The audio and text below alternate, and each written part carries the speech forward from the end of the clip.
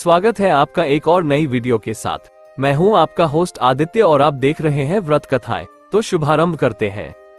श्री सोमनाथ मंदिर की कथा, इतिहास और महत्व। गुजरात प्रांत के काठियावाड़ क्षेत्र में समुद्र के किनारे सोमनाथ नामक विश्व प्रसिद्ध मंदिर में ये ज्योतिर्लिंग स्थापित है। पहले ये क्षेत्र प्रभास क्षेत्र के नाम से जाना जाता था। यही भगवान श्री कृष्ण ने जरा नामक व्याध के बाण को निमित्त बनाकर अपनी लीला का संवरण किया था। यहाँ के ज्योतिर्लिंग की कथा का पुराणों में इस प्रकार से वर्णन है। दक्ष प्रजापति की 27 कन्याएं थीं। उन सभी का विवाह चंद्रदेव के साथ हुआ था, किंतु चंद्रमा का समस्त अनुराग व प्रेम उनमें से केवल रोहिणी के प्रति ही रहता था।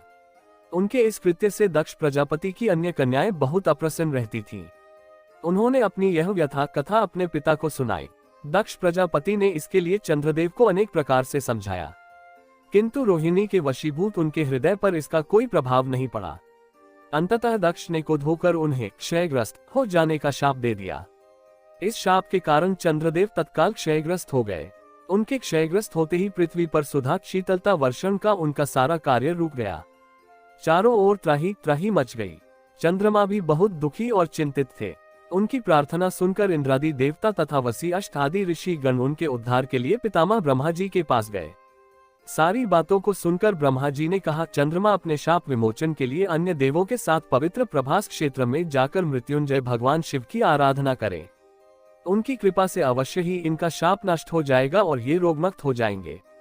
उनके कथनानुसार चंद्रदेव ने मृत्युंजय भगवान की आराधना का सारा कार्य पूरा किया। उन्होंने घोर तपस्या करते हुए 10 करोड़ बार मृत्युंजय मंत्र का जप किया। इससे प्रसन्न होकर मृत्युंजय भगवान शिव ने उन्हें अमृतत्व का वर प्रदान किया। उन्होंने कहा, चंद्रदेव तुम शोक न करो, मेरे वर से तुम्हारा शाप मोचन तो होगा ही, साथ ही साथ प्रजापति दक्ष के वचनों की रक्षा भी हो जाएगी।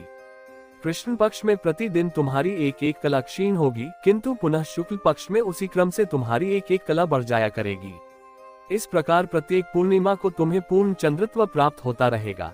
चंद्रमा को मिलने वाले इस वरदान से सारे लोगों के प्राणी प्रसन्न हो उठे। सुधाकर चंद्रदेव पुनः 10 दिशाओं में सुधा वर्षण का कार्य पूर्ववत करने लगे। शाप मुक्त होकर चंद्रदेव ने अन्य देवताओं के साथ मिलकर मृत्युंजय भगवान से प्रार्थना की कि आप माता पार्वती जी के साथ सदा के लिए प्राणों के उद्धारार्थ यहाँ निवास करें। भगवान शिव उनकी इस प्रार्थना को स्वीकार करके ज्योतिर्लिंग के रूप में माता पार्वती जी के साथ तभी से यहाँ रहने लगे। पावन प्रभास क्षेत्र में स्थित इस सोमनाथ ज्योतिर्लिंग की महिमा महाभारत, श्रीमद्भागवत तथा स्कंद पुराण आदि में विस्तार से बताई गई है। चंद्रमा का एक नाम सोम भी है। उन्होंने भगवान शिव को ही अपना नाथ स्वामी मानकर यहाँ तपस्या की थी। अतः इस ज्योतिर्लिंग को सोमनाथ कहा जाता है। इसके दर्शन, पूजन, आराधना से भक्तों के जन्म जन्मांतर के सारे पाप और दुष्कृत्यु नष्ट हो जाते हैं। वे भगवान शिव और माता पार्वती की अक्षय कृपा का पात्र बन जाते हैं। मोक्ष का मार्ग उनके लिए सहज ही सुलभ हो जाता है। उनके लौकिक परलौकिक सारे कृत्य स्वयं सफल हो जाते हैं।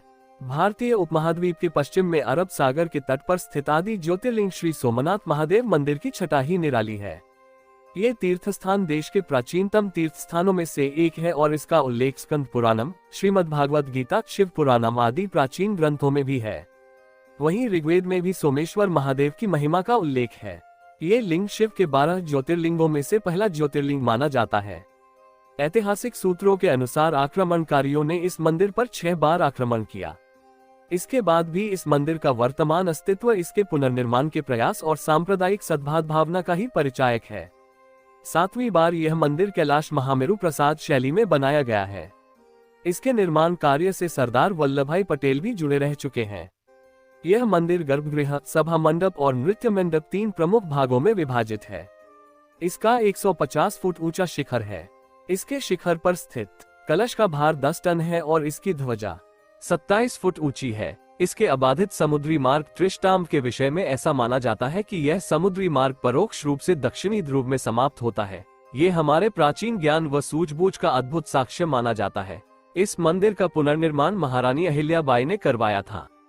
अगर आपको हमारे द्वारा प्रस्तुत ये कहानियाँ अच्छी लगी हो तो कृपया चैनल को सब्सक्राइब करें, वीडियो को लाइक करें और ज्यादा से ज्यादा शेयर करें और पुण्य लाभ अर्जित करें।